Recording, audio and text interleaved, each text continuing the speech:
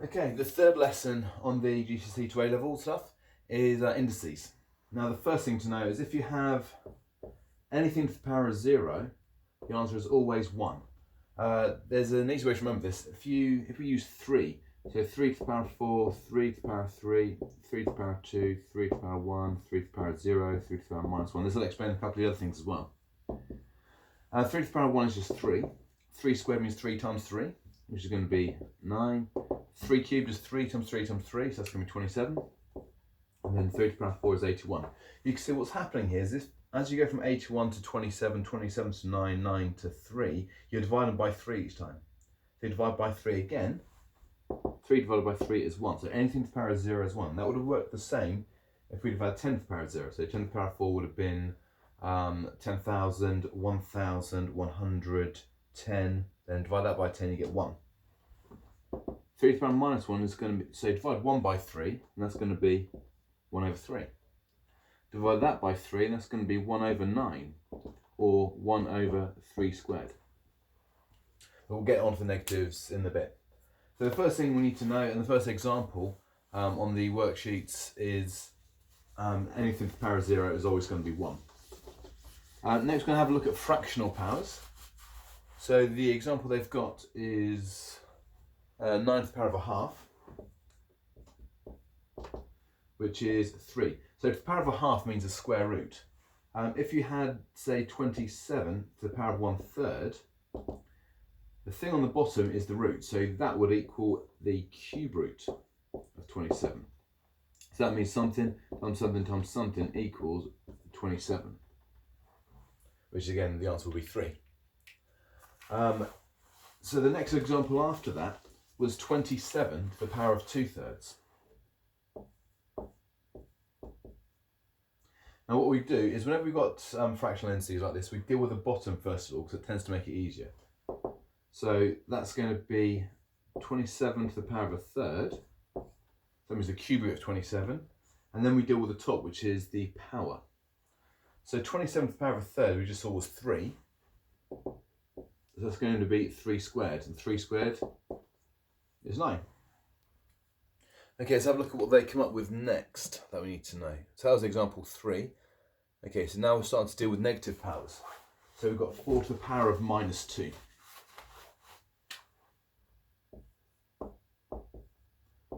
So 4 to the power of minus 2, we do 1 over 4 to the power of 2. Now 4 to the power of 2 is 16, so it's going to be 1 over 16. So the way we deal with negative powers is we do 1 over and then make them positive. This one isn't one of the examples, but just in case, and we will need to know about this when we start doing A-levels. If we add 2/3 to the power of minus 3, the way we deal with the negative then, we don't do 1 over, we just flip the fraction upside down. So it's going to be 3 over 2 to the power of 3. And the way we deal with that is we're going to do 3 to the power of 3, which is 27, 2 to the power of 3, which is 2, 4, 8, so it's 27 over 8. That wasn't one of the examples, but just in case A, it comes up in this exercise, or B, in case you wanted to know it. Okay, the next example, example 5 on those worksheets, is 6x to the power of 5 divided by 2x to the power of 2. Now what we're going to do here is we're going to forget about the powers to start off with. We're going to deal with 6 over 2. Now 6 divided by 2 is just 3. And then we're going to deal with this, so x to the power of 5 over x to the power of 2. Now remember, when you multiply, you add the powers together. When you divide the things, you're going to subtract the powers. So x to the power of 5 divided by x to the power of 2 is going to be x to the power of 3. So we've got 3x cubed on that one. Okay, example 6. Again, not too dissimilar.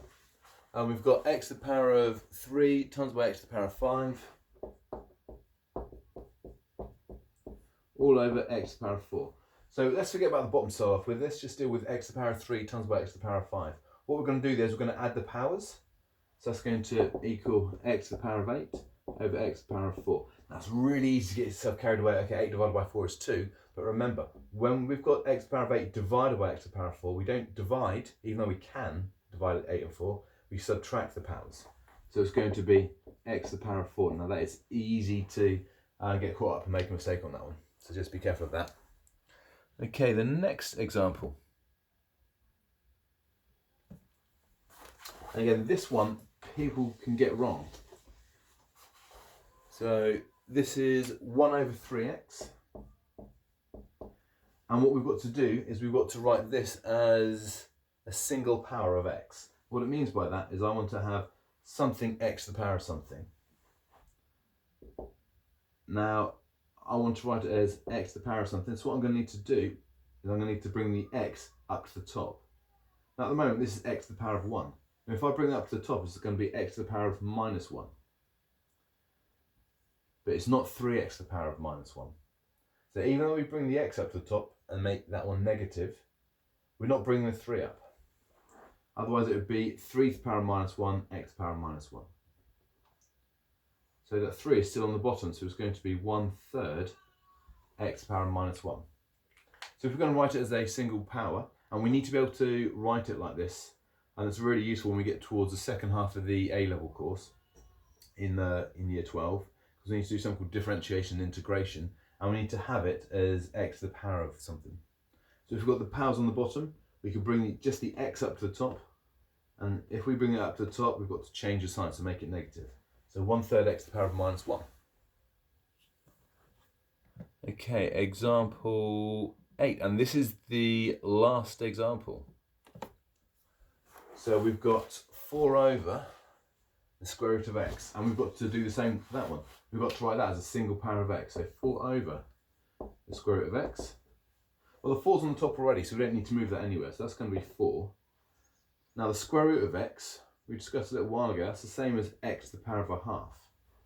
So I've got 4 over x to the power of a half, but I want to bring that up to the top. That's going to be 4x to the power of minus 1/2. Remember, whenever we bring a power up to the top, so x to the power of something to the top, we need to make it a negative. So that's it, 4x to the power of minus 1/2. So now you should be able to have the go at lesson 3. If you have a quick look through that, you should be able to do most of those. Again, there's 9 questions, and then there's some extension work. Just to give you some help for the extension work, if we've got so x to the power of 6 plus x to the power of 7 over x to the power of 3, we can't simplify the top because this is x to the power of something plus x to the power of something. If it was x to the power of something times by x to the power of something, we can simplify that. But if we just want to simplify this, what we can do is we can break this up. So I can call that x to the power of 6 over x to the power of 3 plus x to the power of 7 over x to the power of 3. Which, if we think about it, it's kind of just like basic fractions. If I had 2/3 plus 4/3, I'd just do 2 plus 4 to get 6/3. So 2 plus 4 over 3. So if we've got it the other way around, something plus something over x to the power of 3, we can split this up as x to the power of 6 over 3 plus x to the power of 7 over 3. And then what we do there is we can simplify this. Now remember, we don't divide, even though it's x to the power of 6 divided by x to the power of 3, we subtract the powers, so it's going to be x to the power of 3. Then x to the power of 7 divided by x to the power of 3 is going to be x to the power of 4. Now hopefully, that should set you up in order to do lesson 3. So good luck with that.